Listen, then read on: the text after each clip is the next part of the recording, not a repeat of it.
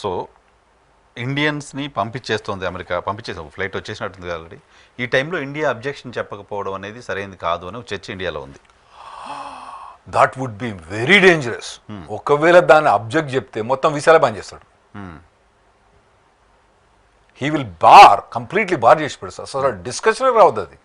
అతను మొత్తం బార్ చేసేస్తాడు. అంటే ఇక్కడ ఇండియాలో సిటిజన్షిప్ సిఏఏ అని పెట్టి మొత్తం అందరినీ బయటికి పంపిద్దాం అనుకుంటున్నారు కదా. సో మరి మీరు వాళ్ళు అక్కడ నుంచి పంపిస్తుంటే మీరు ఎందుకు అపోజ్ చేయరు? ఒక్కటి ఏంటంటే వాళ్ళు అక్కడ ఇల్లీగల్గా ఉన్నారు. మన ఇండియన్ గవర్నమెంట్ ఎప్పుడు కూడా వేరే దేశంలో ఇల్లీగల్గా పోమని ఎప్పుడు ప్రమోట్ చేయలేదు. ఎప్పుడు కూడా మన కంట్రీ ఇల్లీగల్గా ఉన్న వాళ్ళని పంపిస్తామంటే వెనకకు పంపించేసడానికి వెల్కమింగ్గా ఉంది. అట్లే ఉండాలి, ఇండియా ఎప్పుడు కూడా అట్లే ఉండాలని నేను కోరుకుంటా అండి. ఇంకోటి ఏంటంటే ఈ మొండోతో పెట్టుకుంటే ఏం కాదు. ట్రంప్తో వాడు మీరు ఒక్కటి దెబ్బ కొడితే వాడు 20 దెబ్బలు కొడతాడు. మనం పడలేము, ఇండియాకు అంత కెపాసిటీ కూడా లేదు.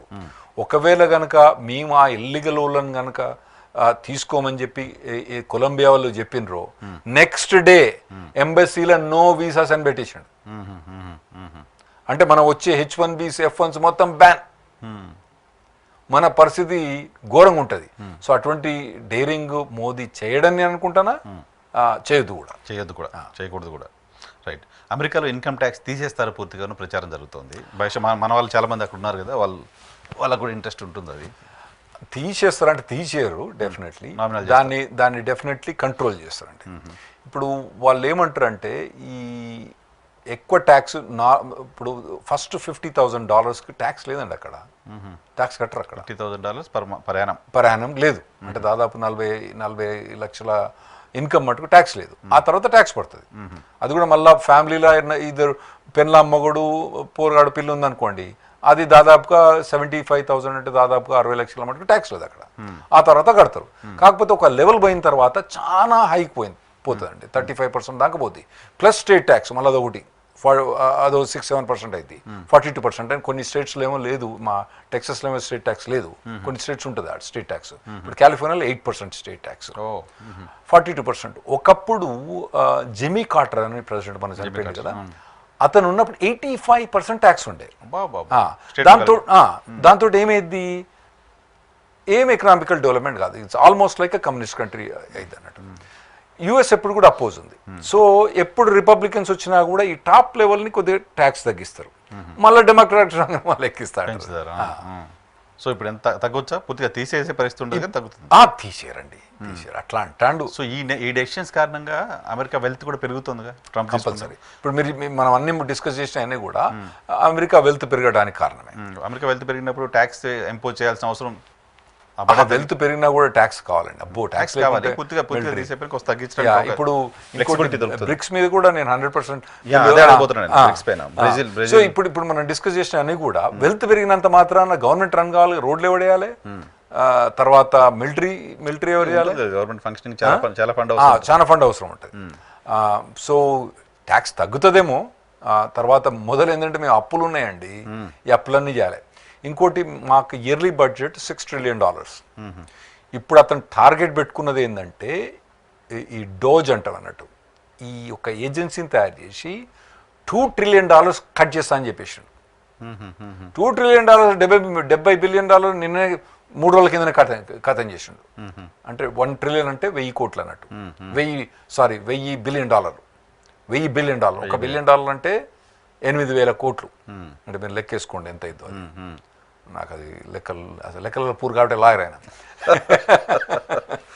సో ఇది $2 trillion కట్ చేస్తా అని ఇలాన్ మాస్క్ ఇన్ఛార్జ్ పెట్టిండు అన్నట్టు.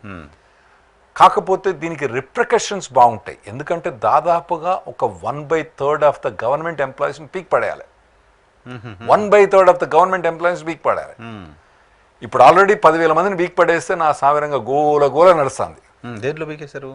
యుఎస్ఎయిడ్ అనేది మొత్తం తీసి పడేసి అసలు యుఎస్ఎయిడ్ మొత్తం మా యుఎస్కి తప్ప మిగతా అందరికి ఏడిస్తాను కాబట్టి తీసి పడేసి అట్లా చాలా డిపార్ట్మెంట్స్ నుంచి కట్ చేసుకుంటారు.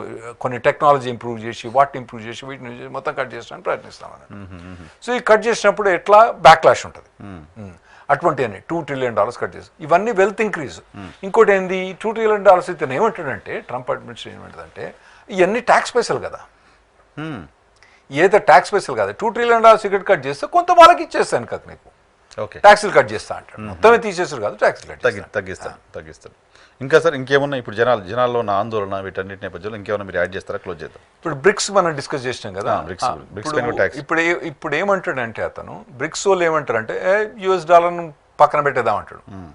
పక్కన పెట్టే చూస్తాను మీద 100% టారిఫ్ వేస్తాను అనుకో. అంటే మా కంట్రీని మేము ప్రొటెక్ట్ చేసుకోవాలి కదా, మా కరెన్సీని మేము ప్రొటెక్ట్ చేసుకోవాలి కదా. ఓకే చేసుకోండి, మేము టారిఫ్ వేసుకుంటాం, మీ ఇష్టం, మీరు ఎక్స్పోర్ట్ చేయకుండా చేయకండి, మీరే ఎక్స్పోర్ట్ చేసుకోండి, మాకు సంబంధం లేదు, మిమ్మల్ని ఎవరు వద్దంటలేరు. మేము వచ్చి మేము బాంబులు వేస్తానే ఉన్నా, మీరు కనుక యుఎస్ డాలర్ తీసేసి మీరు చైనీస్ యన్నో ఇండియన్ రూపీలు పెడితే మేము 100% టారిఫ్ వేస్తామని చెప్పేసి. Okay okay okay. So US dollar Brazil, media Russia, ఉంటుంది ఇండియా. ఎక్స్చేంజ్కు నేను అనుకుంటాను. అంటే రేపు రష్యాతోటి కొన్నా కూడా, చైనాతోటి కొన్నా కూడా యుఎస్ డాలర్ కాబట్టి ఇవన్నీ ఎక్స్చేంజ్ అంతా యుఎస్ డాలర్, పెట్రోల్ డాలర్ అంటారు కదా, పెట్రోలియం ఎక్స్చేంజ్, ఇవన్నీ కూడా. ఇవన్నీ కనుక మళ్ళా కొన్ని సౌదీ అరేబియా కూడా ఇటు పోయింది. ఇప్పుడు ట్రంప్ వచ్చిన తర్వాత చక్కగా అవుతాడు వాడు మొత్తం యుఎస్ డాలర్నే వాడాల్సి వస్తుంది. ఓకే, యుఎస్ డాలరే ఉండాలి, పవర్ఫుల్గా ఉండాలి.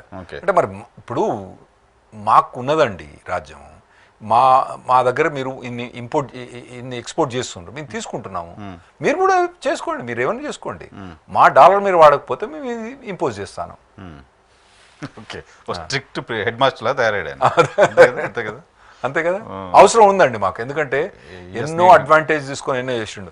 నేను ట్రంప్ ప్రభుత్వాన్ని ఎన్నో తిట్టిన కానీ ఫైనాన్షియల్కి వచ్చే వాళ్ళకి మాత్రం ఐఎమ్ విత్ ట్రంప్.